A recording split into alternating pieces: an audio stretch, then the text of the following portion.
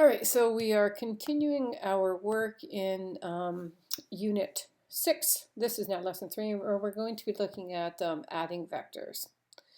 So first thing I want you to think about is we have a ship. It's being towed to port by these two tugboats, tugboat 1, tugboat 2. Tugboat 1 can exert a force of 3 kilonewtons, and right now tugboat 2 can induce a force of 5 kilonewtons. Now, how could we predict what direction the boat will travel? So here is the boat, here are the tugs. What direction do you think the ship is going to move? Is it going to move this way, that way?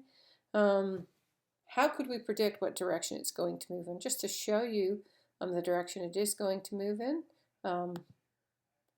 That's the direction it's going to move in now. Then that finishes off. So there's the direction. If I were to change these, would that change the direction it was going to move in? So let me say I'm going to move that to a 6. Maybe I'll make that an 8. And so that's going to change the force that tug 1 can induce. So the force would be there. Now, do we think that the direction of the ship would still be there? Where do we think it would be? I'm just going to show the direction of that ship now. I'm going to erase the traces. And then I'm just going to change the force for tug 1. And then you can see that the direction is changing.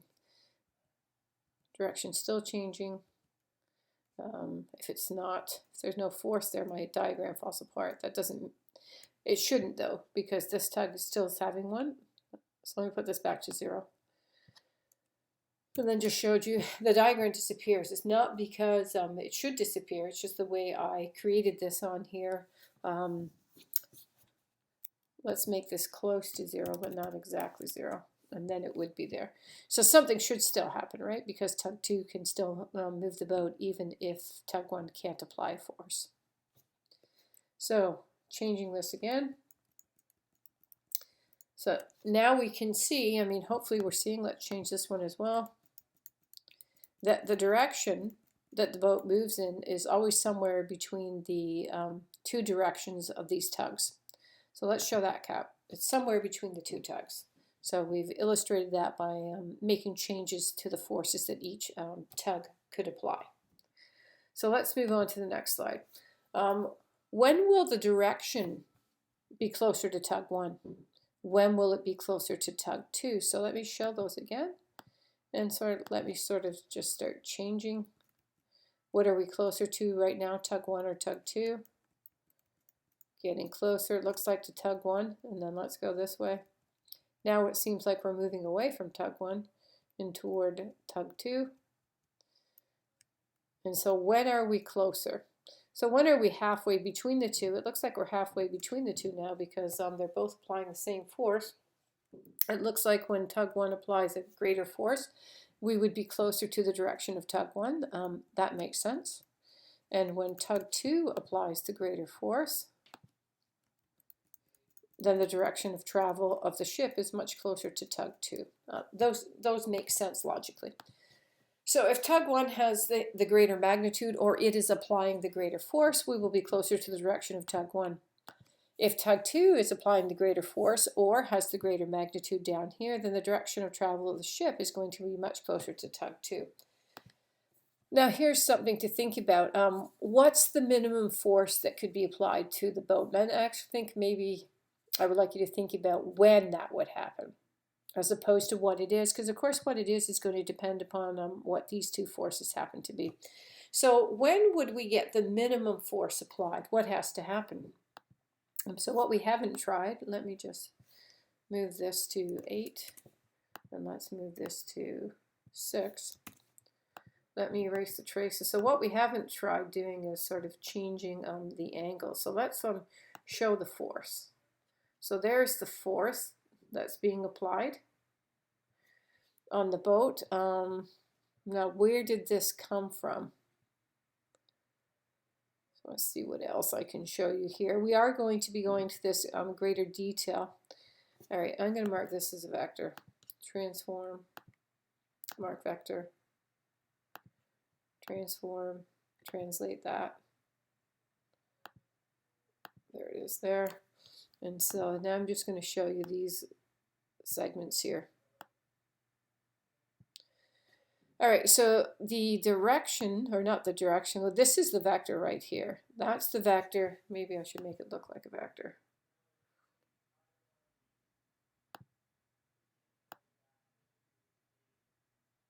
All right, that's the vector that represents the force that's applied on the ship. It's the combined force. And again, don't worry about that. More on that later. This has come from the cosine law. So the cosine law says this particular angle here was 40 degrees.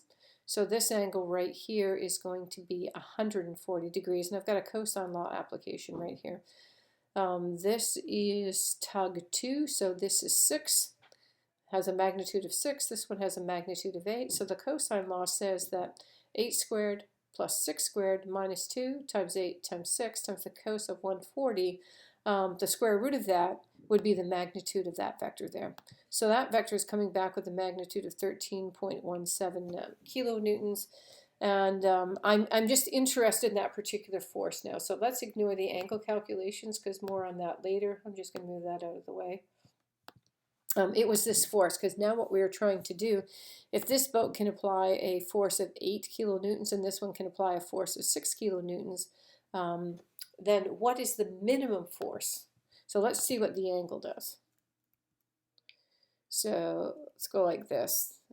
Force, if we take a look at that, see how that's going? That seems to be going up, and now it seems to be going down. So what angle do we need to be at to get the minimum force? It's still going down, still going down, still going down. And now it's heading back up again. So the minimum force occurred right there. And it occurred when the angle between these two is 180. Now let's think about why that makes sense. Those forces are directly opposing each other. There's no component of those two forces that are working in the same direction. For those of you who take physics, they are absolutely working in opposite directions. And when those two forces work in opposite directions, that's when we're going to get the minimum force applied to the boat. So the minimum force applied to the boat is when they are working. Oh, I got to fix that. Let's hide that for a sec. All right, so what I typed there was incorrect. We just established that when those forces are acting in the opposite direction, the force is minimized. The force on the boat is minimized. And again, we'll show you that. Let's change that angle. You see how the force is going up now? As we move away from 180, and when we're at 180, we are at the minimum force. Now when we head in this direction, right, they have components, so their forces are acting in the same direction. Notice how the force keeps going up, it keeps going up, it keeps still increasing, still increasing, still increasing, still increasing. And right there is when we have the maximum force. Now, the maximum force that can be applied is applied when these two vectors are acting in the exact same direction. So they have the same direction, acting in the same direction. That gives us 0. And now notice that the maximum force that can be applied is actually the sum of these two, 8 and 6. And the minimum force that could be applied, go back this way, let's just get us to 180. And the minimum force that could be applied was 2, and that's the difference between those two. So the minimum force is going to be the magnitude of the difference between the forces that those two tugs could apply. And of course, the maximum force is going to be the sum, the magnitude of the sum of those two forces. All right, so let's move on to the next slide. So we're talking about those vectors now, and I really think I should have drawn that on the previous slide, right? So there's our sum. So we have tugboat 2 plus tugboat 1 gives us that green vector. And here's another sum over here. And notice these vectors are arranged tail to tip. So tail to tip, connect the next tail to tip. And so traveling this way, and the vector that goes straight across there is the sum of those two. So the diagonal of this parallelogram is representing the combined forces for tug 1 and tug 2. There's the direction of the ship is traveling in. That's the vector sum that I showed you right there. It represents the direction of travel, but also the magnitude of the force that's applied. And then I'm going to move this and just show you that off to the side here. Well, I don't think that should say speedboat because I don't think tugs need to tug a speedboat. This should be some kind of freight boat. But going back over, where has this come from? So we know what this angle is right here. That angle is currently 60 degrees. So then I can figure out what this angle is over here. If I can draw that.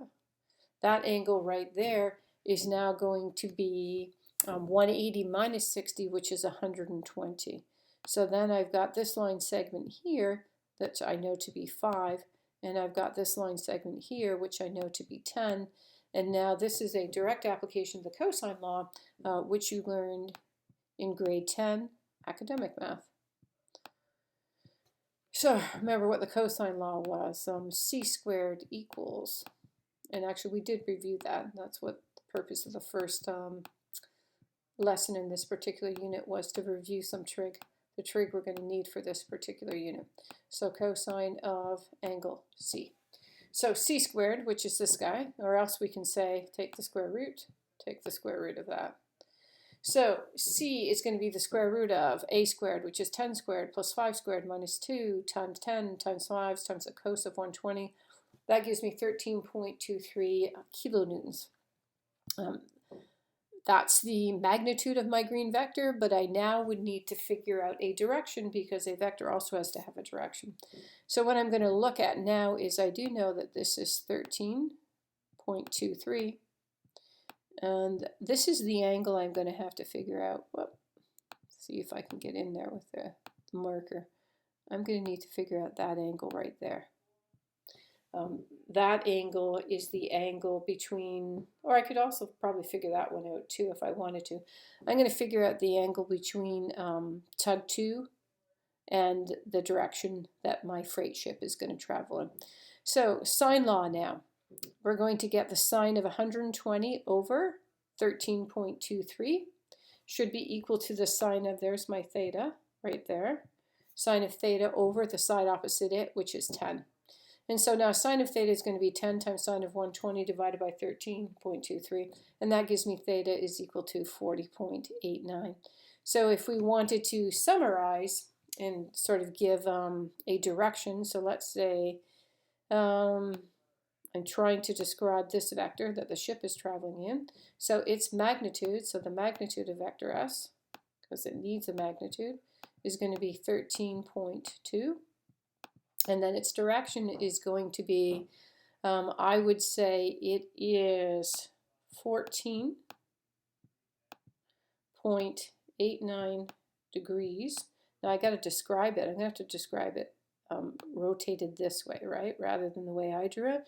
And that is a counterclockwise rotation from tug 2. I'm going to be reluctant to use quadrant bearings or bearings to describe the position of this ship because really they haven't told me how I should draw them. I just know that the angle between the two tugs, the forces coming together, tail to tail, the angle between those two is 60. It doesn't tell us what bearing they're on, which is why I'm reluctant to use bearings. So I've decided to describe this, that the ship would be moving in a direction that is a rotation counterclockwise from tug 2 of 40.89 degrees. All right, so next slide. I'm just going to move that out of the way so that we can see. So the parallelogram law for adding two vectors. So how do you add two vectors? So if you want to add two vectors, what has to happen is you need to place them together tail to tail. Now this is going to be slow because I'm recording at the same time. Those two vectors have to be placed together tail to tail, and then what you need to do is make a second copy. Make a second copy of this vector, and then I'm going to move it over here, and now tail to tip. And then if I move up, the vector that would join from here to here, that's going to be the sum. And so that's what I'm showing you in this picture over here. So those vectors come together tail to tail, and then to add we need a tail to tip. So the tip of the blue vector, B, is joined to the tail of the red vector A. And on this side, the tip of red vector A is joined to the tail of blue vector B. And in both cases, we get this vector here. So when you want to create a sum, remember what has to happen. The vectors are coming together. When someone gives you a vector description, those vectors are coming together tail to tail. And then you're going to have to translate one vector, so it's a tail to tip. All right, the other way we consider it is, well, let's think about the one triangle now. So there's the parallelogram that it creates, and the parallelogram, one of the diagonals is going to be the sum. We'll see later on that this other diagonal is going to be the difference, but that's coming up later. So here we have a vector. So there is tail, there is tip. This is tail, this is tip. So these two are coming together tail to tip. The thing that's opposite them, which is this green vector, is going to be a sum. I'm going to repeat that one more time because it's important, so it's worth repeating. So these two vectors here are coming together tail to tip. That means the side opposite them is a sum. Now let's think about this particular triangle. So what do we know? We know that the magnitude of A plus B is going to be in between the difference in magnitudes of these two. So let's jump back to the ship one over here, where we had talked about the greatest magnitude would be 14, and the smallest magnitude would be 2. Sorry, the smallest magnitude would be 2. 8 minus 6 is 2. And the largest magnitude would be 14. 8 plus 6. Largest magnitude happening when they applied forces work in the same direction, and the minimum magnitude when they're working in opposite directions. So jumping back over here, that's what I'm trying to tell you here. Take the difference in magnitudes, and the reason I have to put an extra absolute value around this right here is simply because I don't know which vector has the greater magnitude, whether it's A or B. So to be on the safe side, what we're going to do when we take that difference is we're actually going to put an absolute value around it. So we take the absolute value of the difference in magnitudes. So the magnitude of that sum vector has to be somewhere between the least magnitude, which happens when you subtract the magnitudes of the two vectors, and the greatest magnitude, which happens when you add the magnitudes of those two vectors. So that's what we're saying here. Acting in the same direction gives us the largest magnitude. Acting in the opposite direction here will give us the smallest magnitude. So there's the red vector, which is not similar to this picture here because I switched the vectors around. This is the longer vector. There's B acting in the opposite direction, and there the green vector would be the sum, but now it's represented by the difference in the two magnitudes. And here we have the red vector and we have the blue vector acting in the same direction, and notice how the magnitude of our green sum vector happens to have the largest magnitude there. The triangle law for adding two vectors, I'm just going to put the pen down so that I'm free to swap these two around. Instead of showing the whole entire parallelogram like we did over there, we just show the triangle. So we can show the triangle going in this direction where we're doing B plus A. I have it written as A plus B, but this one really should be B plus A. And then when we go the other way, this one is actually A plus B. So the triangle law, coming back here, is only showing one part. So there is the upper part,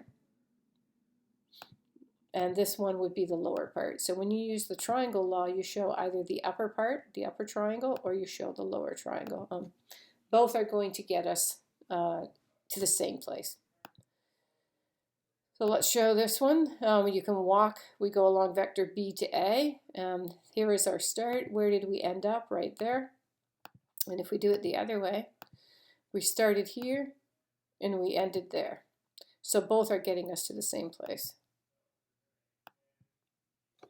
Now, what happens when you add two opposite vectors? So think about that. What do you think would happen when you add two vectors that are opposite to each other? So what I'm going to do right now is I'm going to move this to the opposite vector. And did you see what happened? Let's undo that and take a look at this green sum vector. What's happening as I move to the opposite to that vector?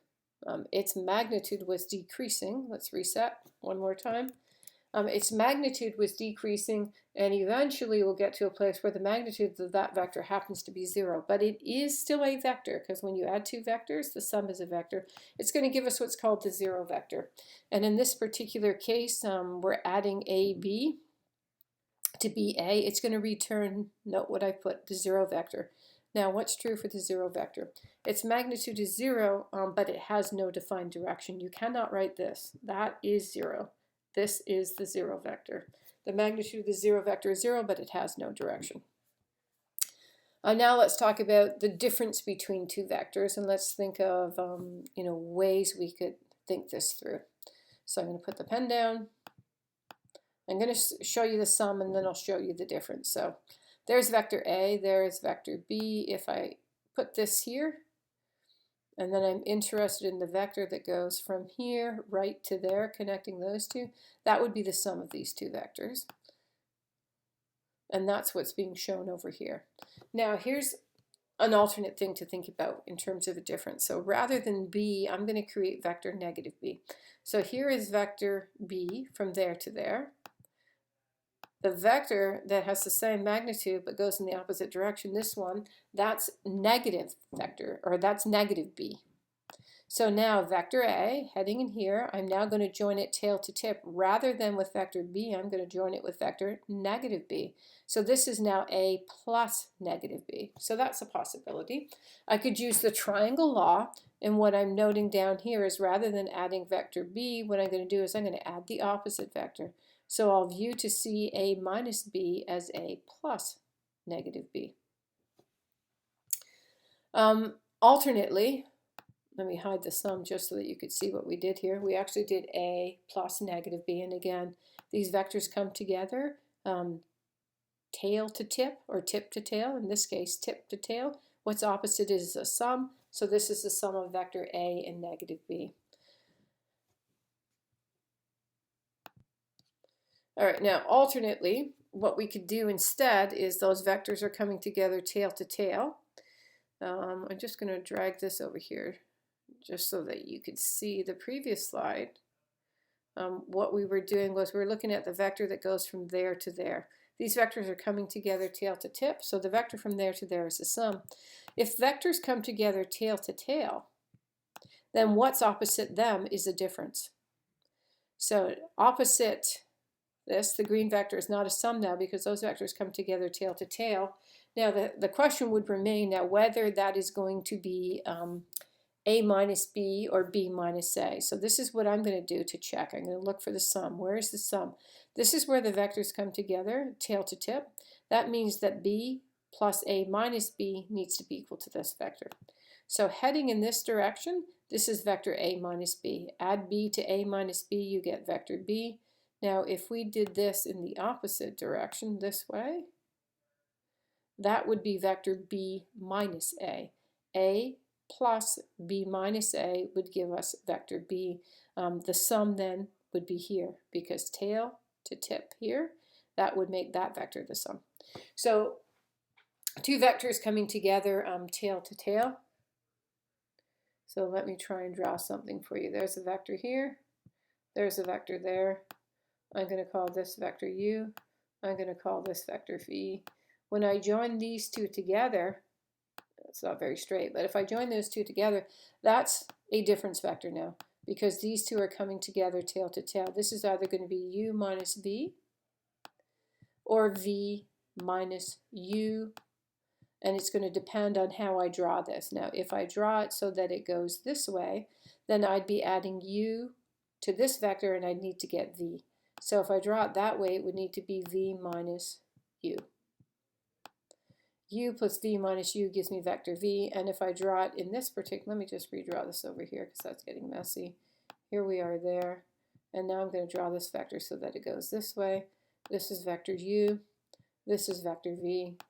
The tail to tip is coming together right here, so that means this vector here is the sum of these two, so this is now going to be U minus V, because vector V plus negative vector V is going to give me the 0 vector, and then I'll be just left with vector U. So again, vectors coming together tail to tail are a difference, but you're just going to have to worry about when you draw the vector whether it's v minus u or u minus v. All right, let's move to the next slide. All right, let me take you back here for a second. All right, moving forward, unfortunately I had the answer showing. So in this particular example, typical of something I might give you on a test, I would give you some vectors, and then I would ask you to sketch sums and or differences of these vectors. So first thing we're going to think about is I want you to sketch vector A minus B minus C. And again, I'm having the same problems in GSP as I did in Smart Notebook, that we should be using the half arrow, but there was no half arrow, so I'm going with the ray symbol because it's the closest symbol to it. So how are you going to create vector A minus B? Well, there's two schools of thought. There's vector A like this, and vector B is shooting off like that, right? So there is A, there is B. If I join these two together, then that could be that difference vector, as long as I draw it in the correct direction, could be A minus B. The other option is, here is vector A. And then what I'm going to do is I'm going to connect it to vector negative B. Well, A goes that way, so negative B is kind of heading in this direction. So then if I join those two together, that would be A plus negative B. So let me walk you through these over here. So that's my school of thought over here. So here's one school of thought, is that I can do vector A plus vector negative B. Those vectors are coming together, tail to tail. So now if I join like this, not tail to tail, sorry, those vectors are coming together, tip to tail. So the green vector here is going to be the sum. The other option is to draw vectors A and B so that they are coming together tail to tail, as I have done here. And now I can join these two together, and that would create a difference. How do I know it's a difference? Because the vectors are coming together tail to tail. And now how do I know that this is A minus B and not B minus A? Because I look for the sum. Where is the sum? These vectors here are coming together tail to tip. That makes this the sum, so I'm now going to check that B plus A minus B would give me A. And it will, because B plus negative B is a zero vector, so I'm left with A. So those are two different ways. First way here was to view it as a sum. I'm going to view it as the sum of A plus negative B. I have negative B going in the opposite direction of B, and then I draw the sum of those two vectors. The other way to do it is to have A and B come together tail to tail, and then join those two vectors tip to tip, but draw the vector in the correct direction to represent A minus B. So A plus negative B is the same as A minus B. And then, of course, what would the next step be? The next step would then be to add vector C to that. So I've got this vector drawn, and I'm just going to add vector C to that. So let's show vector C. There's vector C. In this picture, I'm now going to the green vector, I'm now going to add vector C. And then these vectors now here, the green vector and the C vector, are coming together tail to tip right here, or tip to tail. Then the vector that goes from here to here is going to be the vector I need. So let me show you that. There is vector A minus B plus C. And now in this particular picture again, I want to add A minus B to C. So there's my starting point. There is my ending point. That is the vector I'm after. And then I'll show that vector. Oh, that vector is drawn in the wrong position. Let me fix that. All right, so I corrected that. What I am doing is I am adding the green vector A minus B to the vector C, so we should be joining from here to there. And notice how in both cases we get the same vector. And of course the way I've set this up is that it all moves in unison. That's a nice point about using something like Geometry Sketchpad. Now I can walk you through an infinite number of possibilities here. And then I could change the direction of vector B. And so again, I'm going to walk you through this and think about, why did this work? What did we do? So the first option was to add vector A. To the tip of vector A, I will connect vector negative B. B is heading in this direction, negative B is heading in that direction. So if I now connect this to this, I now have vector A plus negative B. Then we can draw vector C, and if I connect the start point of vector A minus B, which is right there, to the tip of vector C, I have A minus B plus C. In the second example, I did something different. I have vector A and B coming together tail to tail, and what I've done is I've constructed the diagonal that connects tip to tip. That diagonal would represent a difference, and then I just have to figure out which direction to draw this vector. I am trying to get vector A back, so I want to draw it from B toward A, because B plus A minus B gives me A. And then I will connect. There's vector C coming off the tip. So again, I'm connecting tip to tail. This will make the red vector a sum. And then I join the tail of vector A minus B to the tip of vector C. And there is A minus B plus C. All right, moving on to the next one. A hot air balloon is heading north at a speed of 40 kilometers per hour. It meets a wind from the east at 80 kilometers per hour. I'm just going to highlight this. From the east means it's blowing west. So when you draw it this way. Please be careful when we do this on a test. It is not blowing toward the east. It's coming from the east, so it's blowing toward the west. So the first thing I think you should do is draw the vectors that would represent the wind and the hot air balloon. Again, you can be in control of the timing. I'm just going to move forward. So I've got the vector that represents the balloon heading north. And I drew it to look a little bit shorter than the wind, which is heading toward the west, from the east toward the west. And what I've done is I've connected them. I've drawn them so that they are joined tail to tip, because that resultant velocity is going to be the sum. So I did not do this. Let me go. Transform, mark vector, transform, translate. So I haven't drawn it this way, and then I'm going to undo that momentarily. I'm not drawing it that way because if I were to connect these two, that vector is not going to be a sum, it will be a difference. So be careful when you do this. We're after a vector sum. I've drawn them coming together tail to tip. Now this vector here is now opposite a tail to a tip, so that's the sum vector. So the vector that starts here and ends there, that's the vector we're after. So this is the resultant velocity for our balloon. Now we're trying to figure out what that velocity is and what the direction of travel is.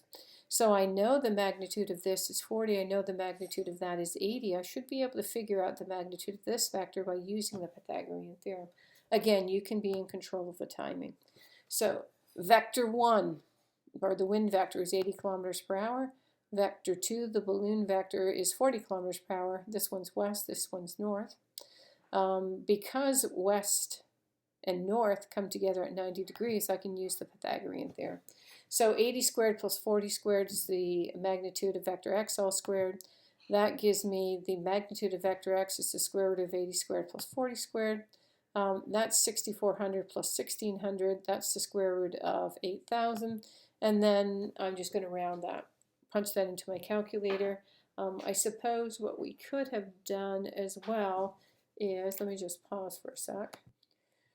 All right, so continuing, just because sometimes in university they want the exact answer written in simplest form rather than a decimal answer. So the square root of 8,000 can be written as the square root of 1,600 times 5. The square root of 1,600 is 40. So that's the exact answer that should be input in university. In this particular example, I was okay if we went to a decimal. So now we know what the magnitude of this vector is. What we need to do now is find this angle. And I'm going to find this angle by using these two sides here. So what I'm going to do then is use a tangent ratio. And I'm going to have to do a bit more fixing. All right, so I just moved that out so we could see the lines over here. As I said, we're going to end up having to use a tangent ratio. This is the angle we were interested in here. The wind vector has a magnitude of 40. The balloon vector has a magnitude of 40. Tangent is opposite over adjacent, so that's going to be 80 over 40. solving the inverse tangent of 2. 80 divided by 40 is 2. Isolating 4 theta, we need the inverse tan of 2. The inverse tan of 2 is 63.43 degrees. So I now know that this is 63.43 degrees. But I'm now going to need to give it a direction. So I suppose we could note that that would be north, 63.43 degrees toward the west, or we could go the other direction. Oops, I'm going to move that down a bit. All right, so giving more space. So the balloon is heading, as I said, north 63.43 degrees toward the west. We could also then do some calculations. We could do 360 minus 63.43. Because we were here, we've determined that this is 63.43, so swinging around like that would be our bearing. So that gives us a bearing of 296.57 degrees. Alternately, we were here like this. Again, that was 63.43. So I could do 90 minus 63.43, and then I can give my bearing starting from the west and going toward the north. So I'll get west 26.57 degrees toward the north. So again, we've determined the magnitude of the vector, we've determined its direction. Now here's something to think about. What if this balloon really wanted to head true north, right? The balloon is tracking on this, and yet the wind is pushing it, so the balloon is actually heading here.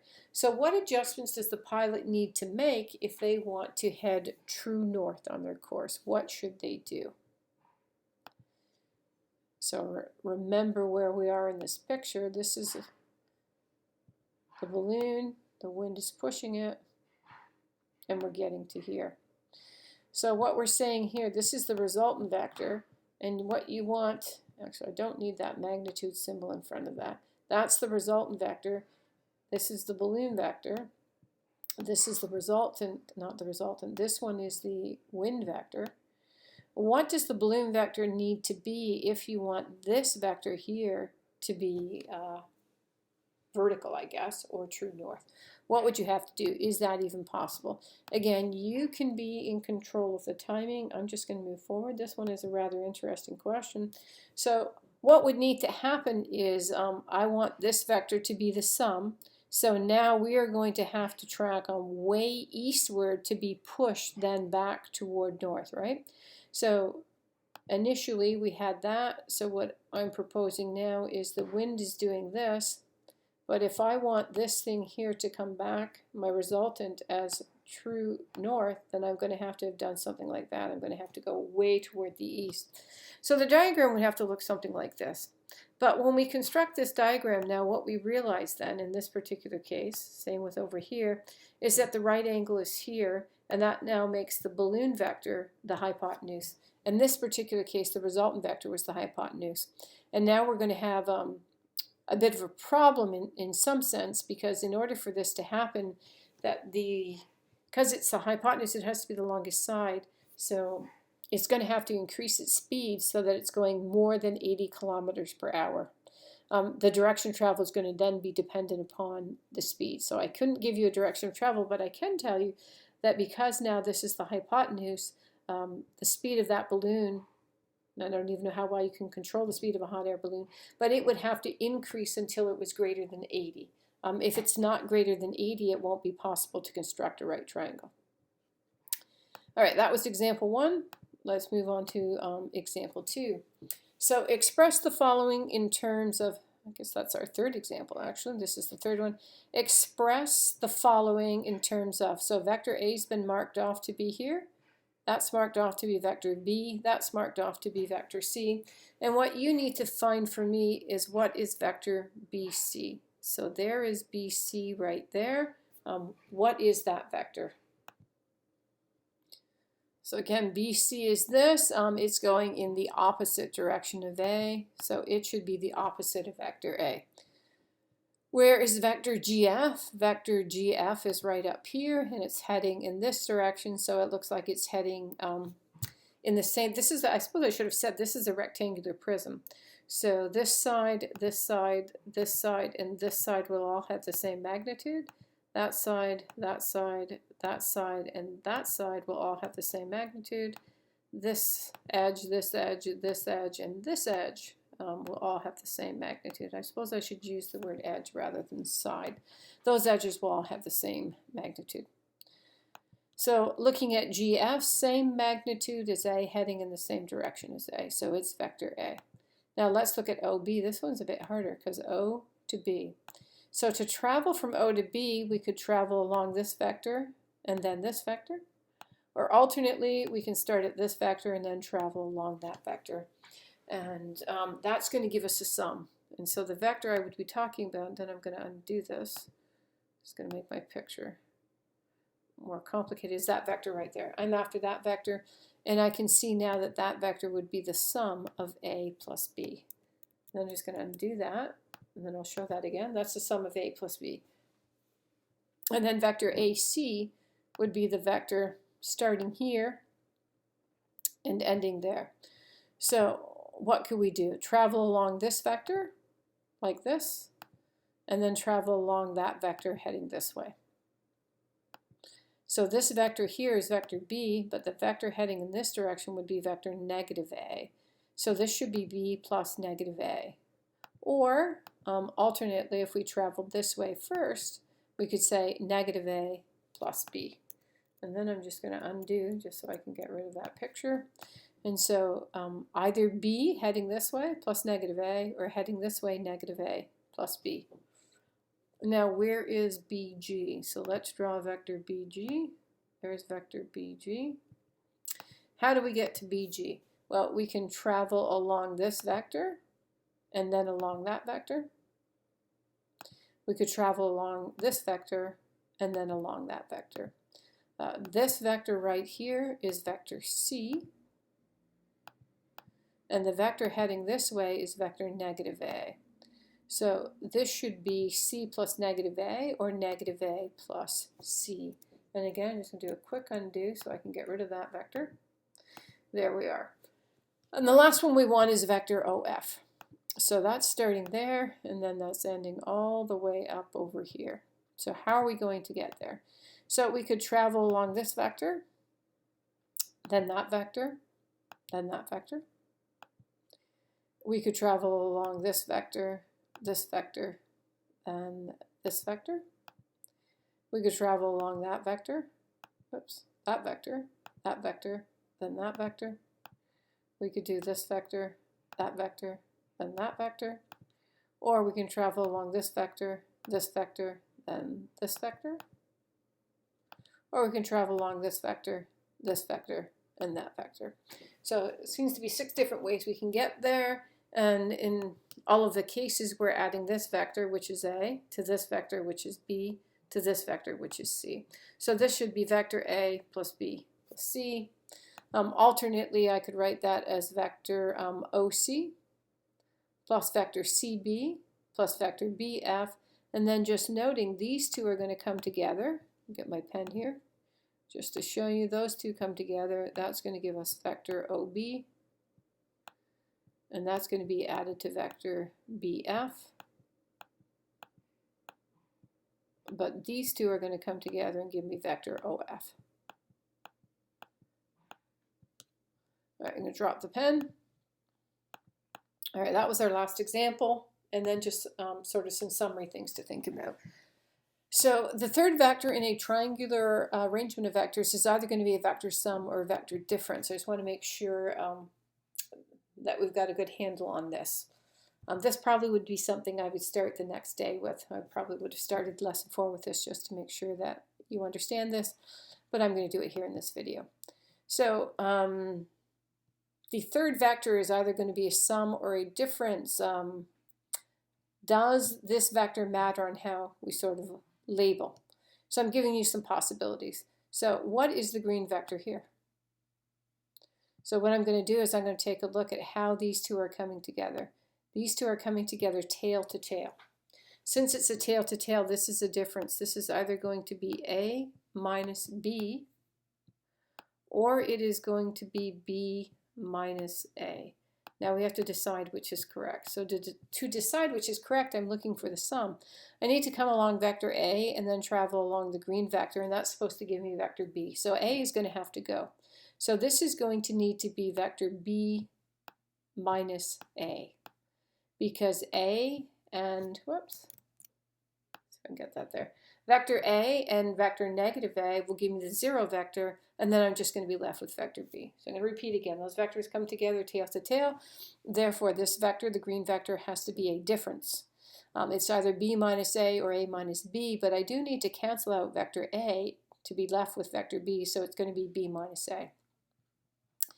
Now in this particular picture, we're just changing where I'm putting the A's and B's in my diagram. So the A's and B's were here now. Now I'm going to move the B here. Is that going to change what this one is now? So now let's see what's happening here. So these two labeled vectors are coming together tail to tip. That means this vector is going to be a sum. So this is going to be A plus B. And then let's come over here and let's take a look at this one again. So now what have I done? I've moved the labels again. So those were A and B. Now I've labeled them A and B. The last arrangement is to label A and B here. So let's take a look and see. The two named vectors are coming together tip to tip. That means this is going to be a difference vector. This is either going to be B minus A, or it is going to be A minus B. And again, repeating how I know that. I know that's the case because these two vectors came together tip to tip. And so now I'm going to look for the sum vector. Where is the sum? The sum is right here. So that means this vector plus this vector needs to give me vector B. That means I need to lose the A vector, and the only way to lose the A vector is for this to be labeled B minus A. So B, and then I have negative A plus A. So negative A plus A is going to give me the 0 vector. The 0 vector plus B is going to give me B back. So yes, it matters how we label it, and we've seen all possibilities. Either the two named vectors are coming together tip to tip. Sorry, this is tail to tail. The two named vectors, A and B, are coming together. 3 ways to do it. They can come together tip to tip. They can come together tail to tip, or they can come together tip to tip. When they come together tip to tip or tail to tail, the vector opposite is the difference. When they come together tail to tip, the vector opposite is a sum. Now, could we create a triangular arrangement of vectors so that none of the sides represents a difference? Is that possible? So in this arrangement we've created here, one of the sides can be represented as a difference. So is it possible? Again, you can be in control of the timing, but I will show you that it is possible, because we have to create something so that we don't have tips to tips or tails to tails. How would you create it so that you don't have tip to tips or tails to tails? This one would be obvious, tail to tip, and then it would be on this one, I'm just going to go like this and draw it that way. So now tail to tip, tail to tip, tail to tip. That means all 3 sides in this arrangement, all of them are going to be sums. And of course, what this is returning is just the 0 vector. All right, next slide. Just to show you the options, this is mostly for students who have taken physics. Because in physics, what you like to do is break them into their components. So I have shown you the parallelogram law for adding 2 vectors, the vectors coming together tail to tip. I've shown you the triangle law, the vectors coming together tail to tip. And then in physics, if you've taken physics, what you actually did was you added the vectors using the components. So here is vector number 1, the blue vector. I split it into its x component, which is the turquoise, and this other colored blue is the vertical component. I split the red vector into its x component and its y component. Then when we add the vectors, what we do is we add the x component for this vector to the x component for this vector, and then that gives me the x component for the sum vector. And then what I'm going to do is I'm then going to add the y components, so the y component of this vector to the y component of this vector, then gives me the sum. Now I move it around just so that you can see how they vary. how those might look a bit different. The method on the far right is the method you tend to use in physics. The method that we are using in math, notice in this particular case we're getting an interesting thing, the vectors are parallel. This is what happens in the triangle law. In the parallel law, you can't really see the green vector in the parallelogram law, but it's there. It's just being wiped out by the other lines. And this is what it would look like in components. So again, just comparing and contrasting the two, you will see later, it's really important when we get to Unit 8 to add this way rather than breaking down into components. I understand in physics you've got maybe 3, 4, 5 vectors coming together. It's simpler for you to think about components. It turns out we eventually are going to use vectors so that we can find the equations of lines and planes in 3D. So it's best for you to adapt to these two models here. All right, that was a bit of a lengthy video. That does bring us to the end of Lesson 3, an important lesson on how to add vectors. If you've made it to the end, once again, thank you for watching, and as always, take care.